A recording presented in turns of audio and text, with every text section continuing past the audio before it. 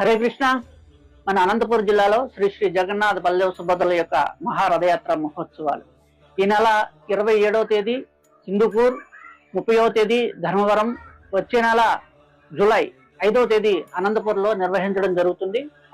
ప్రత్యేకించి మన అనంతపూర్లో జూలై 5వ తేదీ మధ్యాహ్నం 3 గంటలకి మున్సిపల్ ఆఫీస్ రోడ్డు నుంచి శ్రీ శ్రీ జగన్నాథ బలదేవ సుభద్రల యొక్క మహా రథయాత్ర ప్రారంభమవుతుంది.